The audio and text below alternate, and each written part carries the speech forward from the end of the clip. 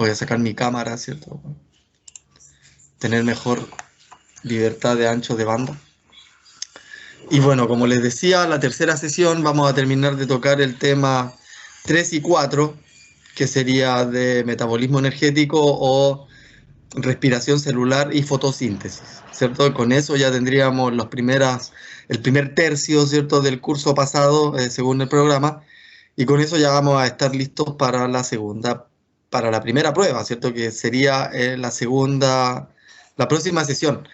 Lo que yo les iba a pedir es que, como la prueba en general la voy a hacer simple y no nos va a tardar mucho tiempo o no nos va a complicar mucho realizarla, me parece que es excesivo tomarnos las 3 horas de clase en la prueba. Entonces, lo que vamos a hacer es en el primer bloque, ¿cierto? Hacer la prueba, luego tomarnos unos minutos, ¿cierto? Y aprovechar la última hora o la última hora y media para seguir avanzando con las materias, ¿ya?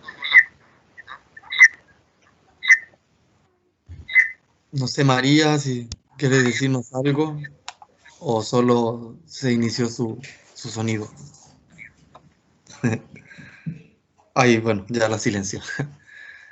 Entonces eso, respecto al avance, ya con el tema 1 y 2, que terminamos en las primeras 2 sesiones, más el tema 3 y 4 que terminamos hoy, entonces la próxima sesión vamos a tener la primera mitad de la prueba y la segunda mitad continuamos con los temas 5 y 6. Ya lo más probable es que al menos el tema 5 lo vamos a dejar pasar.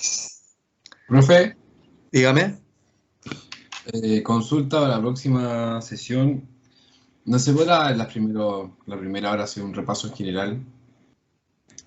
Y es que me parece que ahí vamos a perder mucho tiempo. O sea, igual podemos hacer el repaso general, pero en unos minutos antes de. O sea, no creo que mitad de la clase podamos utilizar el. A mí me parece que con media hora de repaso, con 1 hora de prueba, quedamos bien, ¿cierto? Después otros 20 minutos de descanso, qué sé yo. Y de ahí nos quedaría 1 hora, 1 hora 10 para continuar avanzando en las materias. No tengo ningún problema con hacer un pequeño repaso, resumen, eh, para tener las cosas más claras, ¿cierto? De hecho, ahora mismo podemos jugar con eso, ¿cierto? Hacer una ayuda a memoria de lo que vimos la semana la sesión anterior. ¿Eh? ¿Alguien me puede decir la diferencia entre las células que hacen meiosis con las células que hacen mitosis, por ejemplo? Las que son sexuales y asexuales. Ya, ¿a qué se refiere entonces cuando yo digo que una célula es haploide o diploide? ¿Por los cromosomas? Claro, cierto número de cromosomas. Cuando es una célula totipotencial, como se dice, va a tener siempre los cromosomas totales, ¿cierto? O diploide. Mientras que si es una célula sexual, como decía, esta va a tener solo la mitad de los cromosomas, por lo tanto se denomina haploide, ¿cierto? Ya, ¿qué otra cosa podemos decir? ¿Cuáles son las fases, ¿cierto? ¿Cuáles son las fases del ciclo celular? Interfase y meiosis. Ya, perfecto. Ya, entonces, ¿cuáles son las fases del interfase? G1, S y G1, G2. S y G2. Ya, genial. Y de la Profase, metafase, ¿no? No. Ese es de la mitosis. Exacto. Bueno, ¿y cuáles serían las fases de la mitosis entonces? Profase, metafase, anafase y telofase. Ya, genial. No, ven, ya la tienen todos re claros. Esas cosas son las que se van a preguntar, ¿ya? No más que eso. A ver qué les podría preguntar yo. ¿En qué fase de la profase, recuerden que la profase está dividida en 5 fases, ocurre el crossing over, por ejemplo? En la paquiteno. En paquiteno, ¿cierto? Que sería la cuarta. La cuarta. Ya. Ah, están todos re claritos entonces. ¿Ven? Así vamos a hacer entonces un pequeño repaso la próxima semana, visualizando todas las partes de la célula. Más o menos yo lo que les recomiendo que estudien cómo dibujar una célula vegetal, ¿cierto? Cómo ustedes pueden plasmarla, cómo pueden modelarla, ¿cierto? Cómo podrían explicar con un dibujo ¿qué es una célula vegetal? ¿Dónde va el núcleo? ¿A qué está asociado el núcleo, cierto? Eh,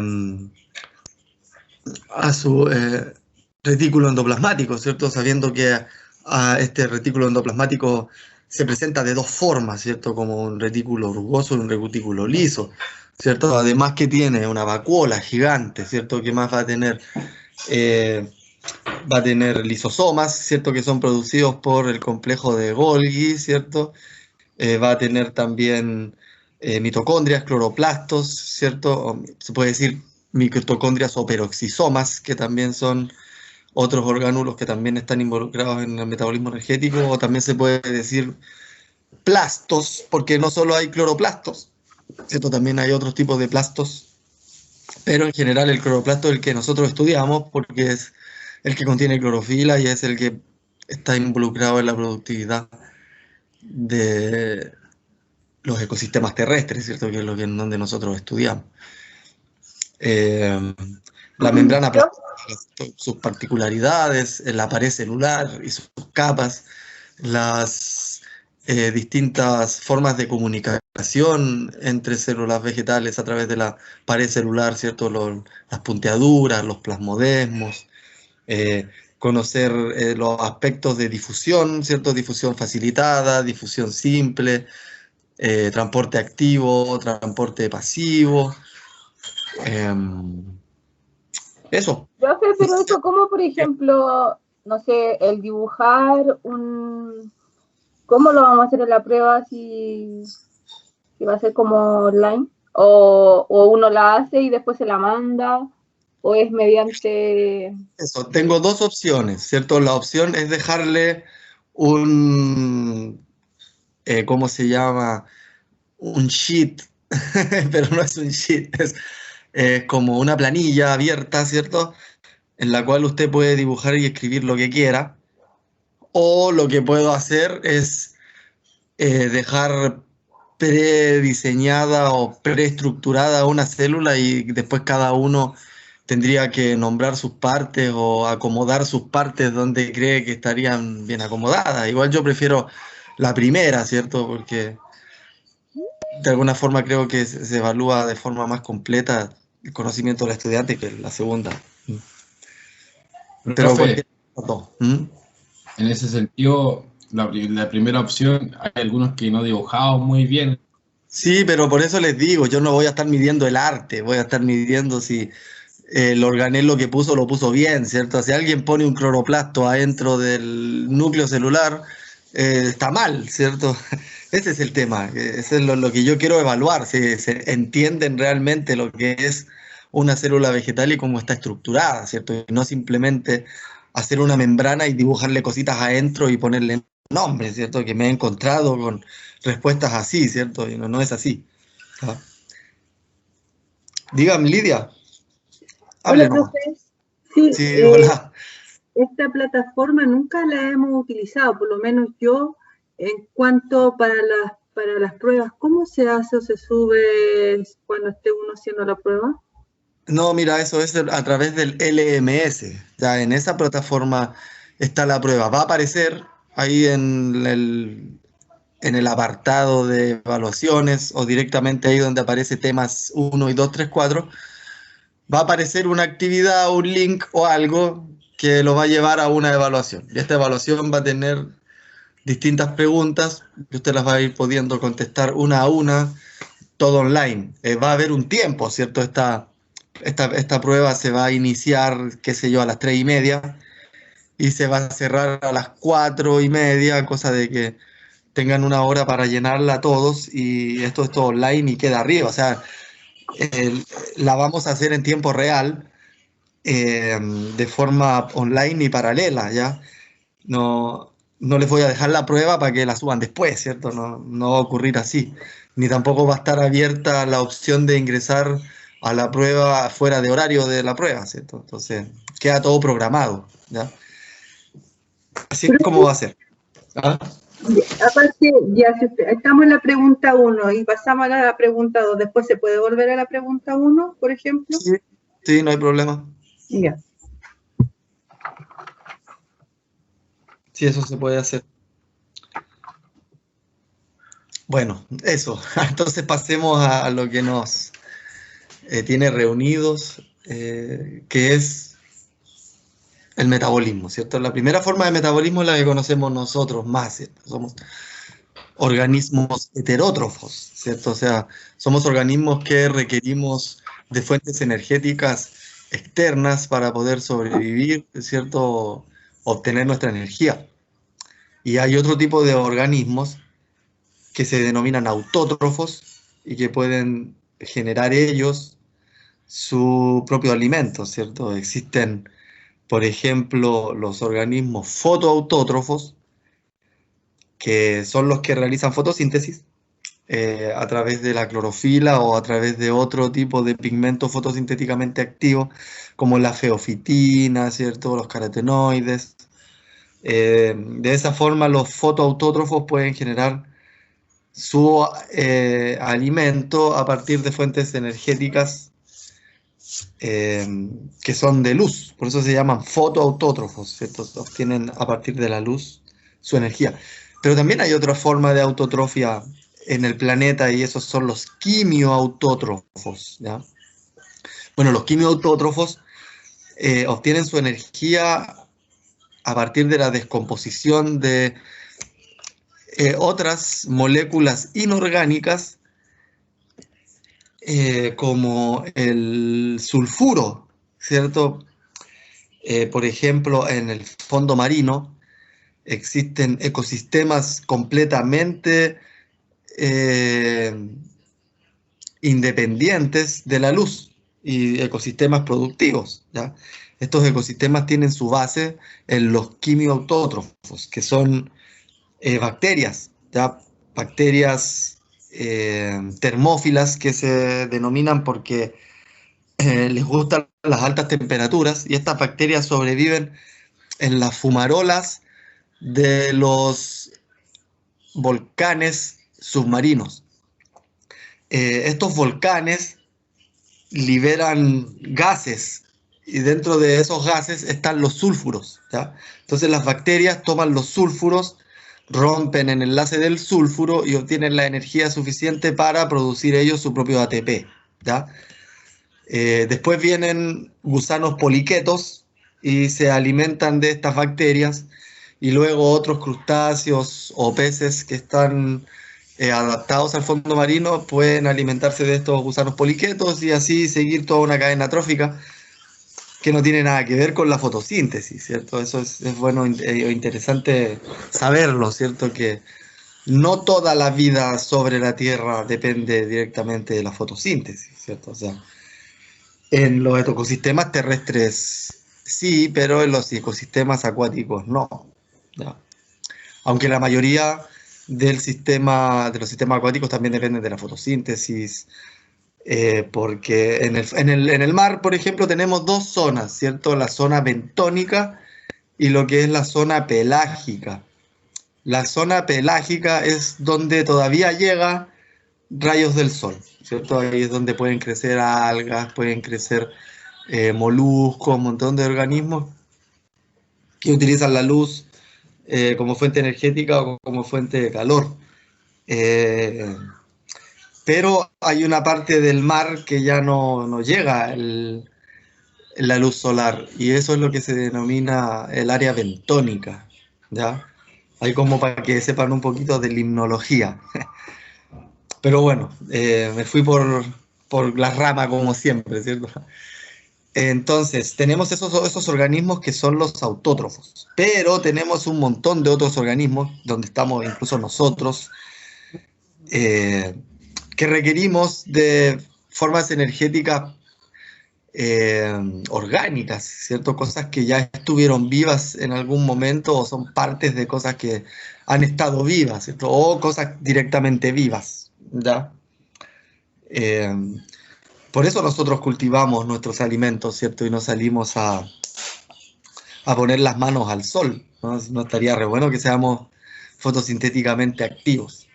Bueno, igual lo somos, ¿sabes? Porque no como fotosíntesis, pero sí somos fotosensibles. O sea, si ustedes no toman el suficiente sol, no van a generar la vitamina D necesaria y es probable que tengan algún problema de salud solo por no ponerse al sol, ¿cierto? Ustedes saben de la ictericia, por ejemplo, las guaguas amarillas, que se les llama mucho coloquialmente, se les pasa, la mayoría de las veces, ¿cierto?, con fototerapia, y los someten a esas guaguas a una luz, ¿cierto?, un tipo solarium, y es justamente para que la melatonina de nuestra piel comience a reaccionar y se formen estos metabolitos secundarios, dentro de los cuales está también la vitamina D. Entonces, igual, por más que no seamos fotosintéticamente activos, somos fotosensibles también, ¿ya?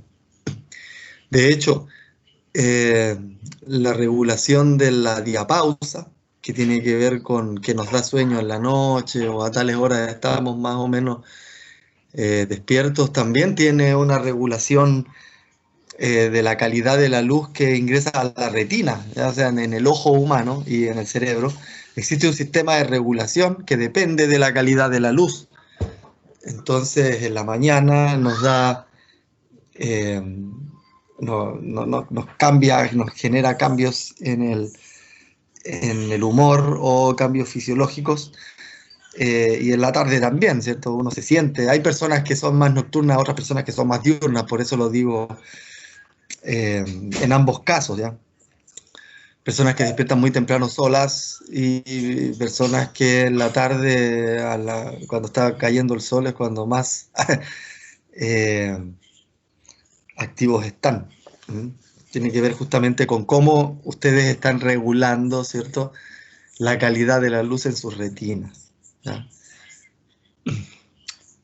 Bueno, entonces nosotros, como necesitamos obtener nuestra energía de moléculas más complejas, ¿cierto?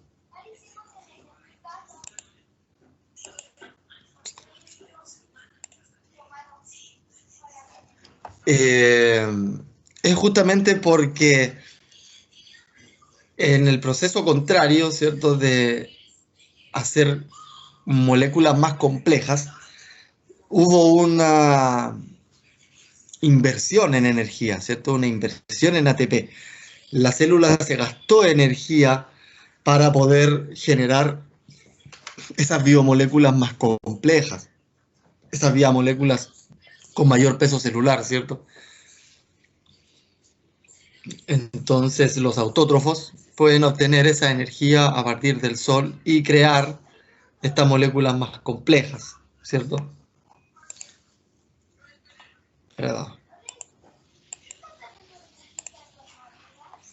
Pero los heterótrofos requieren hacer lo contrario, ¿cierto? Requieren tomar estas moléculas complejas y hacerlas más simples,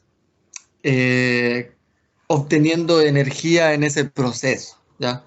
Tengo una molécula compleja y la voy a desarmar, por así decirlo, la voy a desarmar para obtener su energía, ¿ya? La energía que está acumulada justamente en sus enlaces y todo eso que ustedes están aprendiendo en química, ¿cierto? En química orgánica. ¿Ya? Cada enlace va a considerar un montón de energía. También puede medirse en voltios, ¿cierto? Entonces, nosotros los heterótrofos requerimos esto, ¿cierto? Tomar moléculas mucho más complejas y transformarlas en moléculas simples, obteniendo energía en el proceso y generando también calor, ¿tá?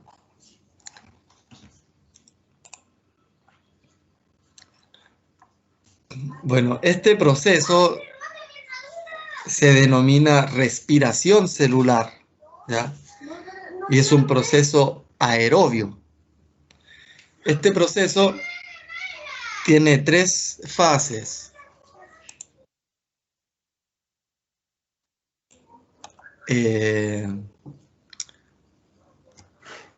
Estas 3 fases son primero la glicólisis, que es el rompimiento de las moléculas de azúcar, por así decirlo, o la transformación de cualquier otra molécula orgánica compleja en azúcar, ¿cierto? La mayoría de las moléculas complejas suelen poder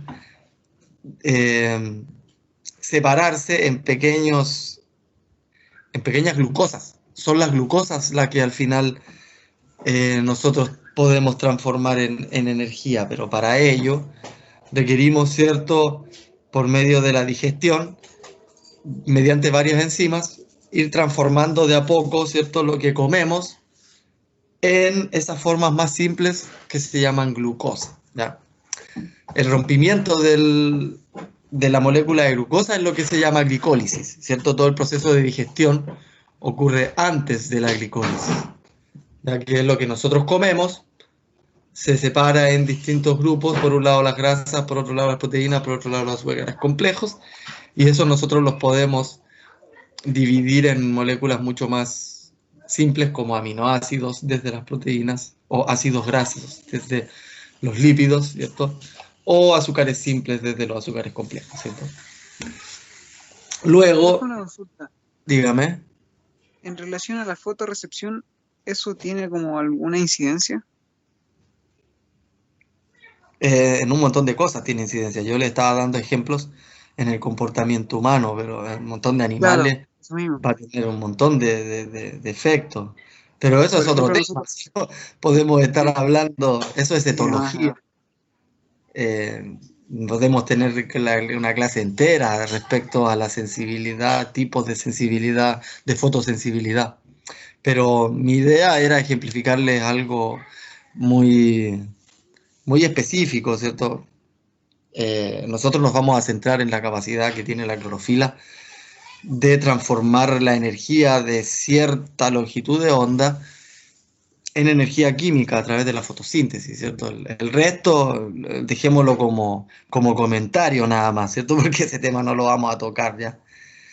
Pero se llama etología la disciplina que estudia el comportamiento, ¿cierto?, de los organismos según el efecto de su medio, ¿ya?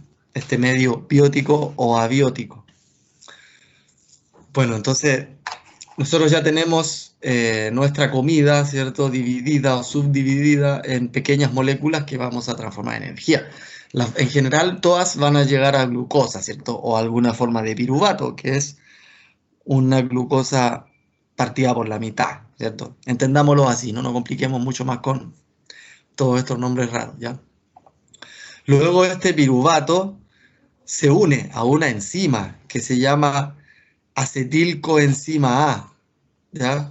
En realidad se suma a la coenzima A, pero como ya es un complejo, enzima y molécula, ahora se llama acetilcoenzima A, ¿cierto? El piruvato más la coenzima. Y ese acetilcoenzima A va a ingresar a lo que llamamos el ciclo de Krebs. Ahora hay dos posibilidades, ¿cierto? Ese acetilcoenzima A, si hay suficiente oxígeno, vamos a poder pasar al ciclo de Krebs, ¿ya? Respiración aerobia. Pero si no hay oxígeno, no vamos a pasar al ciclo de Krebs, ¿cierto? Vamos a hacer fermentación, ¿ya? Que es mucho menos eficiente energéticamente, y es por eso que la respiración, ¿cierto?, del oxígeno o los organismos aerobios pudieron diversificarse de mayor forma que los organismos anaerobios, que prácticamente se extinguieron. La primera extinción en masa que hubo biológicamente hablando es cuando las algas unicelulares comenzaron a hacer fotosíntesis y liberaron oxígeno.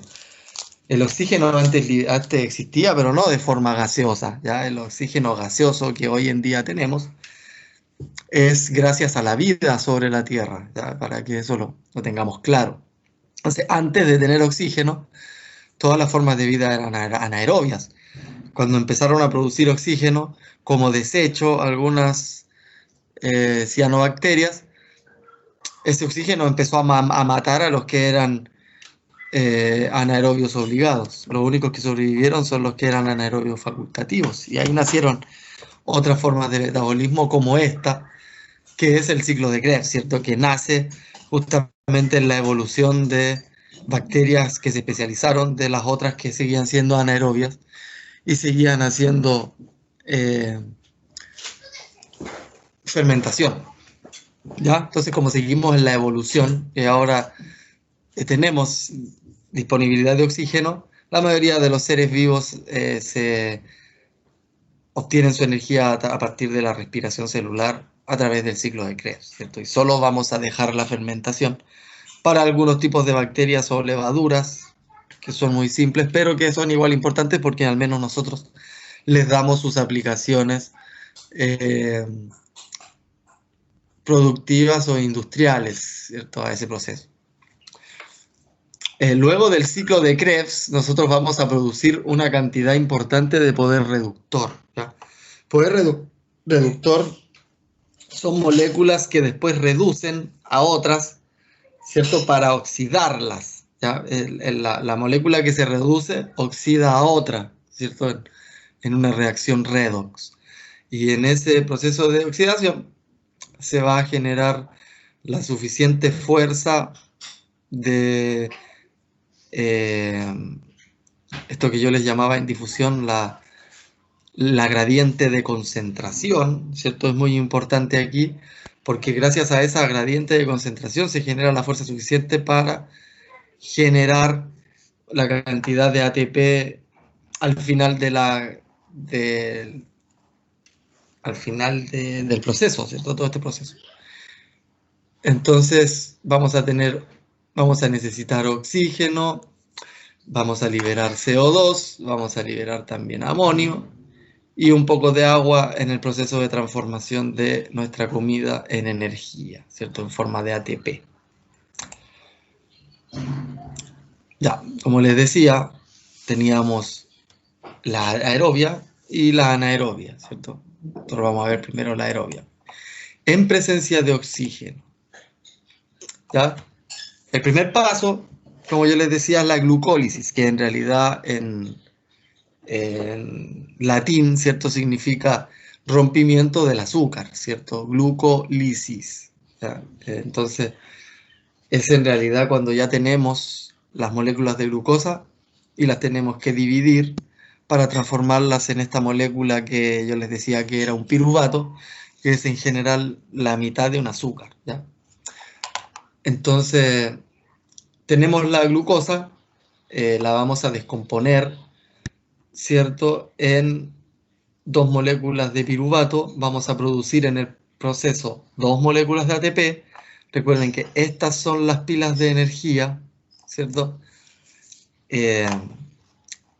Y vamos a generar 2 moléculas de NADH.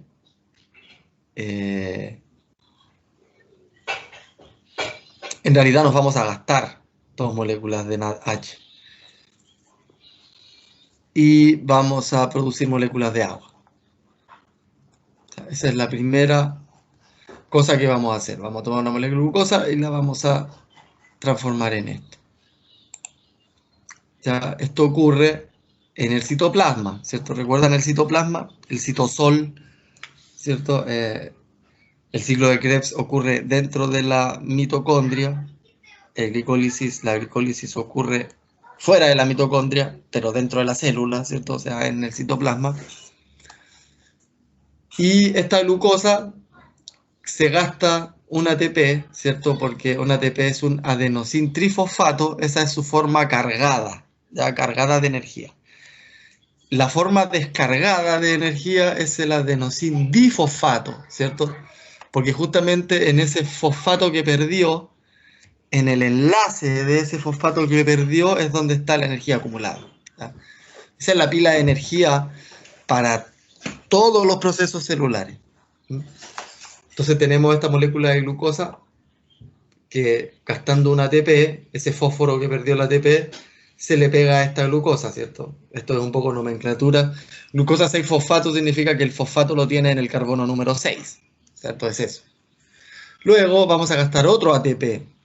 Entonces ya va a tener 2 fosfatos, pero ya no se va a llamar glucosa, ahora se va a llamar fructosa, porque hubo un pequeño cambio en la disposición de sus átomos, pero nada más, ¿cierto? Sigue siendo los mismos átomos ordenados de otra forma, ¿cierto? Entonces ahora se llama fructosa 1.6 difosfato. ¿Qué quiere decir eso? Quiere decir que el fosfato se encuentra en el carbono 1 y en el carbono 6 de esta fructosa, ¿cierto? Y se llama difosfato porque ya son dos fósforos, ¿ya? Esta fructosa 1,6 difosfato se va a dividir en dos moléculas, ya acá aparece, dos moléculas de gliceraldehído, ¿cierto? 3-fosfato o fosfogliceraldehído, ¿cierto? ¿Por qué se llama 3-fosfato? No quiere decir que tenga 3 fósforos. Recuerden, nomenclatura de química. Quiere decir que el fosfato está en el carbono número 3, ¿cierto? De la estructura que ustedes van a dibujar. Bueno, cuando en química se dibuja una estructura, va a tener distintos números de carbonos, entonces así es como se va a dibujar. Ya el fosfato aquí se le pone en el tercer carbono. Luego van a producir 2 NADH, ¿cierto? Van a liberar esos fosfatos. Ya, acuérdense que aquí ingresaron 2 fosfatos cuando eran glucosa y fructosa, pero como la dividimos en 2 moléculas con un fosfato cada una de ellas va a perder su fosfato, ¿ya? Y va a pasar en forma de difosfoglicerato, ¿ya? Porque el gliceraldehído también ya tiene sus fosfatos. Entonces, esta molécula de 2-difosfoglicerato va a perder otro fósforo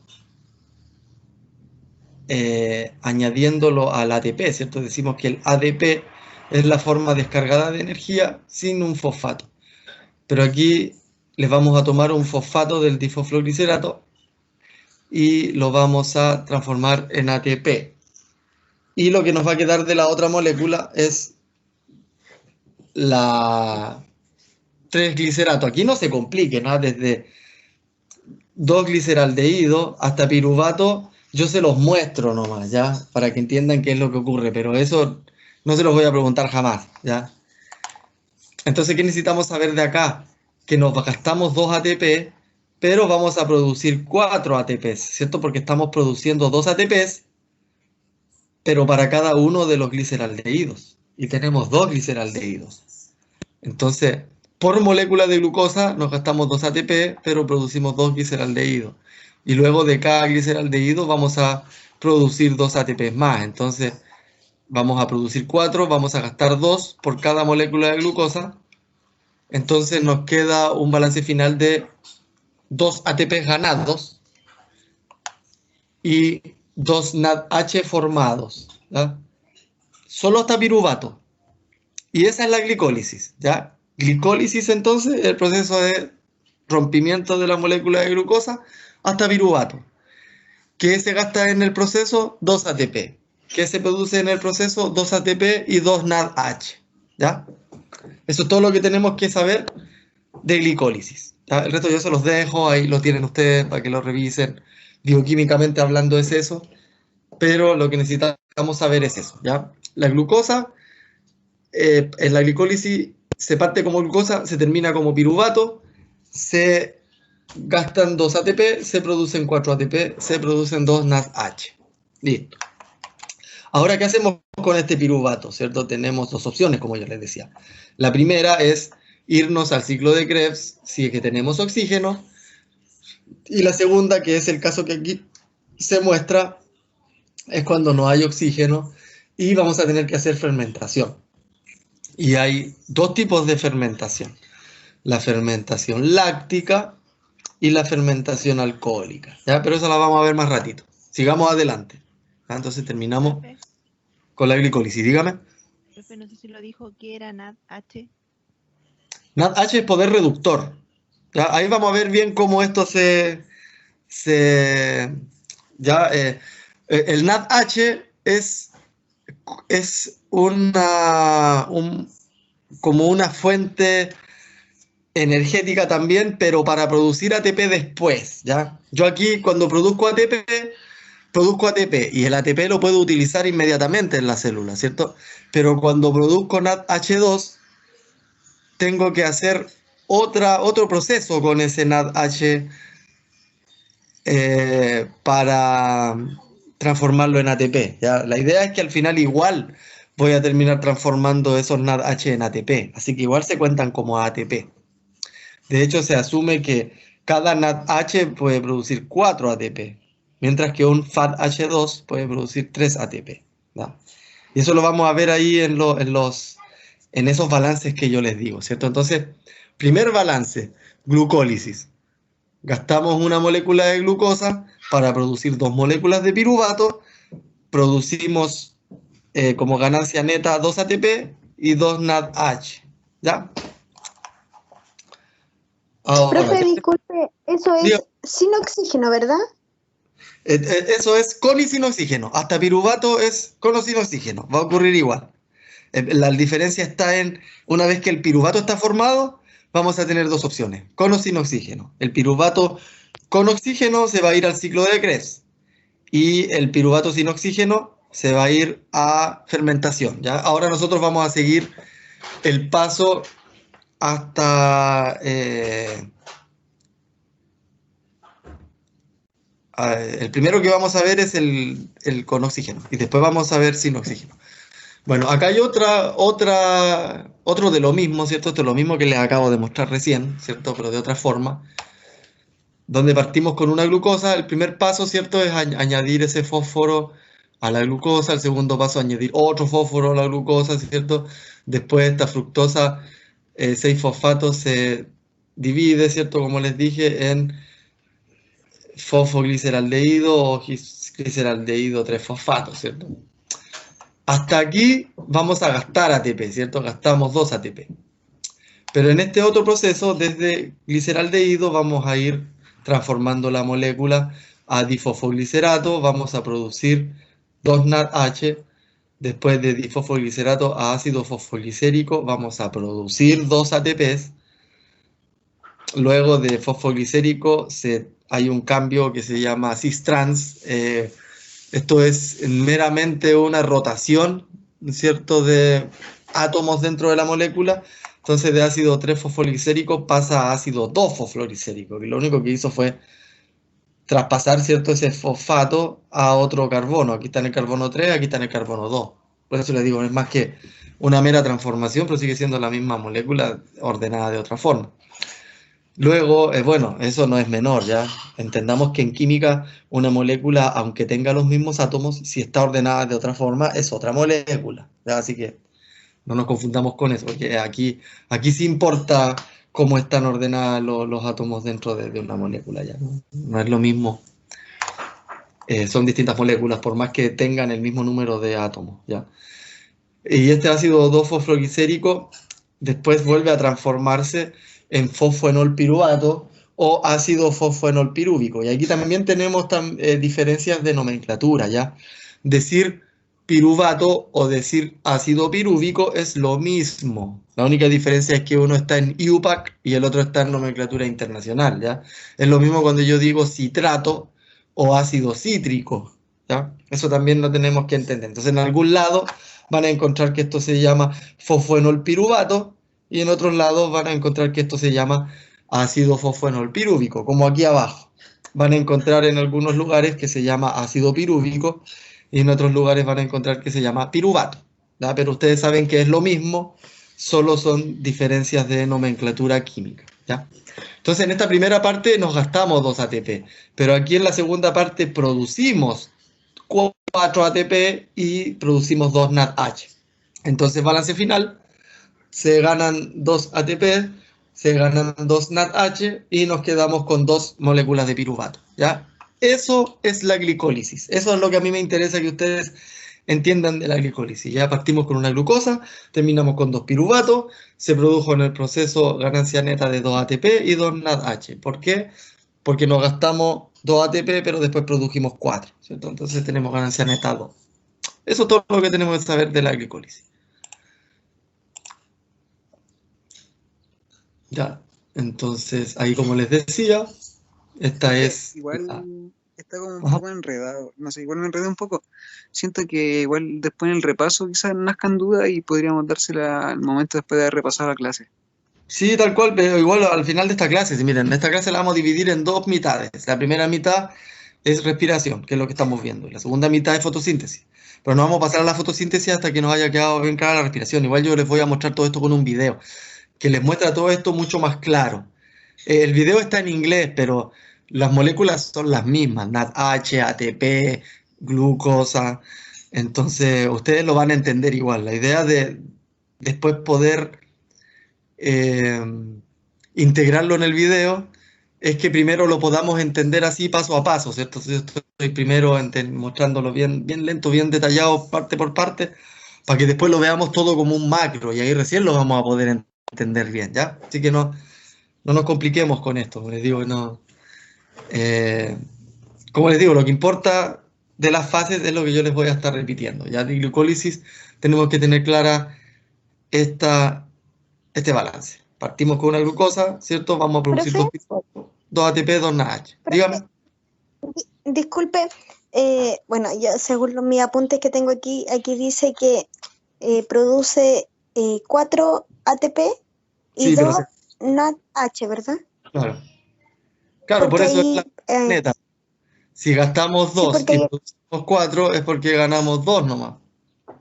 claro, pero ahí en donde la pantallita que tiene usted de la glucólisis abajo dice glucosa, ya que se gastaron, o sea, 2 y el resultado fue 2 ATP, no 4. Ah, porque aquí ya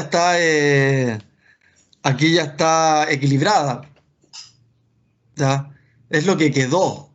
Y no nos van a quedar 4 ATP, porque nos gastamos 2. ¿Se entiende? Entonces, lo que nos queda después de esa glucosa es esa parte. Entonces, ahora, después de la glucólisis, ¿con qué contamos nosotros después de la glucólisis? Con 2 piruvatos, con 2 ATP y con 2 NADH. Ya, eso nada más. Partimos de una glucosa y ahora ¿qué tenemos? Ahora tenemos 2 piruvatos, 2 ATP y 2 NADH. Eso, es todo lo que tenemos que saber de la glucólisis. Ya, ahora,